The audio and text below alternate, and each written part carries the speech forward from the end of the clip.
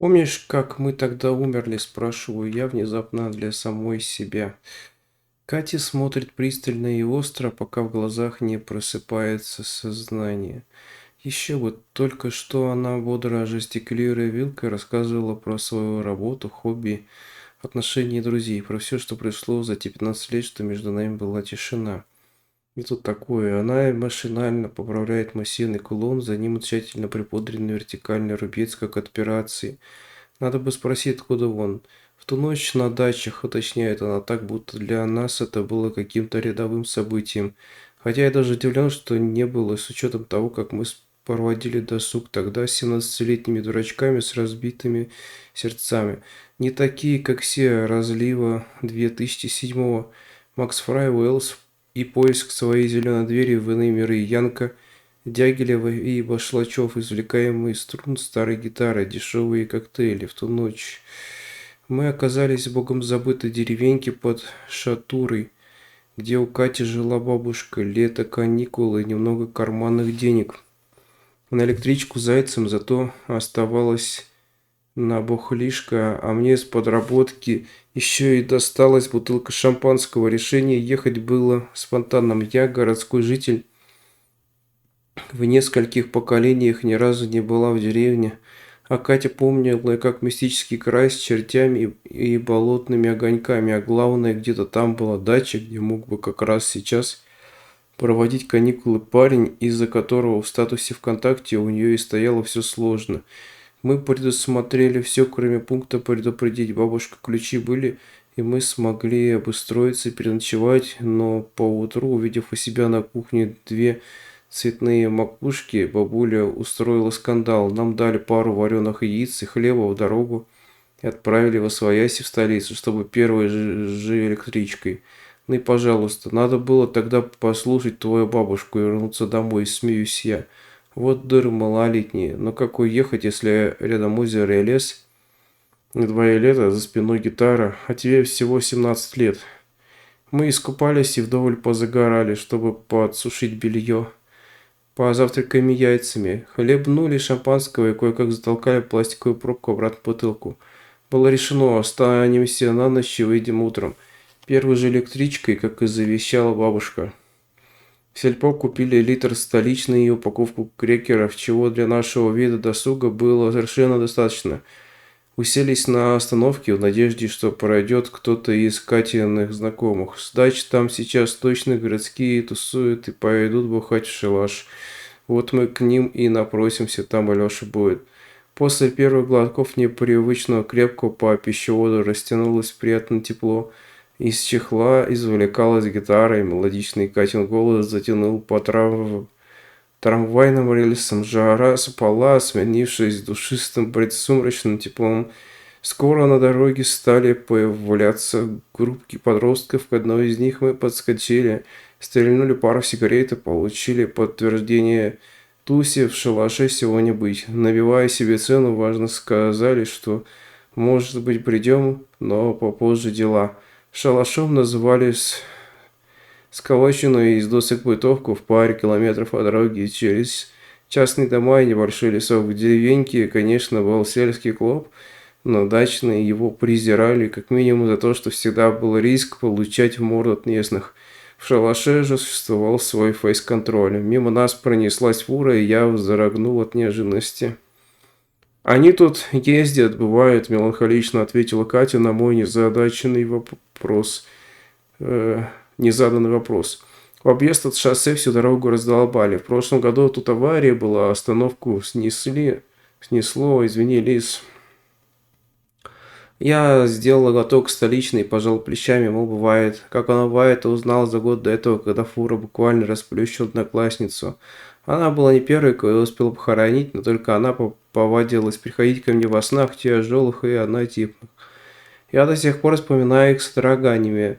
Один и тот же сценарий. Она звонит мне и хохочет, что я повелась на такой идиотский розыгрыш, разыгрывая меня на чистой ярости и облегчение, предлагает встретиться и самой убедиться. При встрече тянет за руку, говорит, я нашла такое чудесное место, говорит, пойдем, тебе непременно надо там побывать.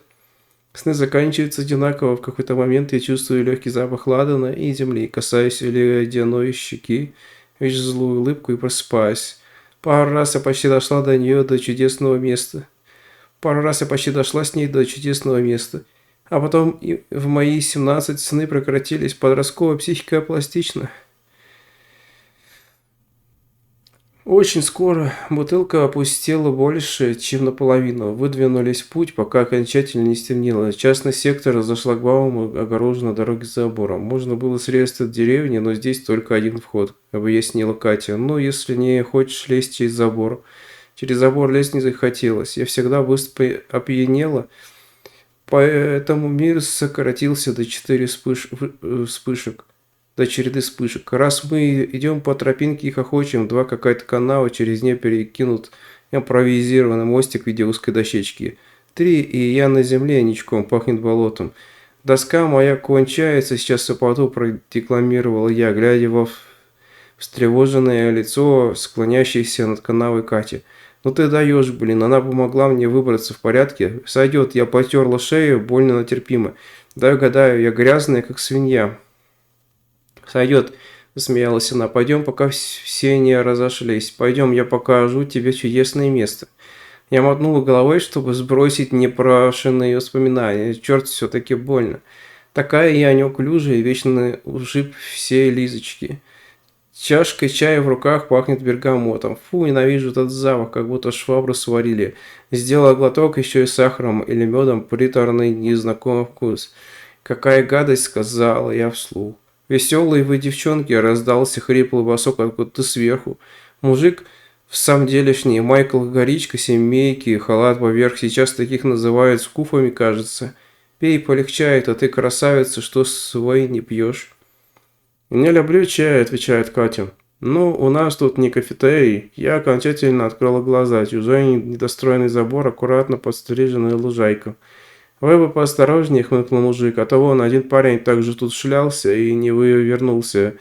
До сих пор не вернулся». «В смысле совсем?» — спросила Катя со скомканным смешком. Краем глаза я уловила, как содержимое ее чашки оказывается на траве.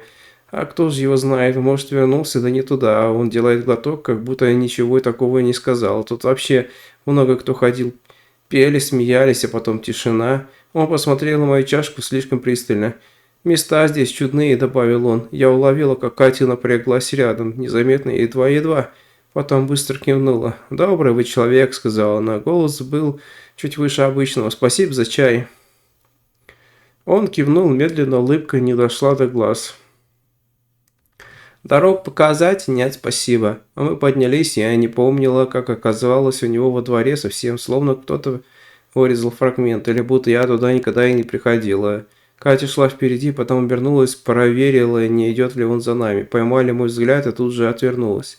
«Что это было?» – спросила я, когда мы вышли за калитку, провожаемых хмурым взглядом. «Ты о чем?» – с недоумением посмотрела на меня Катя и остановилась на месте, озираясь. «Черт, я забыла, куда идти». Одни поселочные дороги между домами, ничего похожего на проход в лесу. «Надо было все-таки спросить дорогу», – пожала плечами я. «Что чувствует жопа?» «Жопа чувствует, что нужно идти вперед и только вперед», – ухмыльнулась Катя. «Я всегда плохо видел в темноте. Нет, я понимаю, что все люди плохо видят в темноте, но я становлюсь слепым котенком даже с наступлением сумерек. Окружающий мир превратился в царство причудливых теней, и лишь светлая до белизны кожи Кати служила ориентиром. Хотелось костру, гитаре и шумной компании, но одновременно и подольше оставаться тут в этом моменте». Мы шли и шли, глаза слепались, потянуло в сон. Ни фонарей, ни света окон, только тени и густая летняя ночь. Катя откидывается в кресле, морщит лоб. «Слушай, а ведь мы тогда реально как-то странно вышли. Вроде забор был, а потом бах, и мы уже на дороге. Сидим на асфальте, и звезды такие яркие. Мы еще долго не могли понять. Там уже точно был глухой забор, и тогда решили, что не выбрались, эхом отвечаю я. Катя хмыкает. Утром мы были в электричке. Наскребли бутылку воды, сушняк был жуткий. Я улыбаюсь, но во мне все сжимается. Я не помню электрички, ни воды, ни дома, только лужайку, запах бергамота и исчезающие тени. А ты, потом мы ведь, она начинает сбиваться, как будто слова убегают от нее. и смотрит на меня, как будто только что наконец увидела. Ты, кстати, совсем не изменилась. Поделишься молодильным яблоком, неловко попытка пошутить.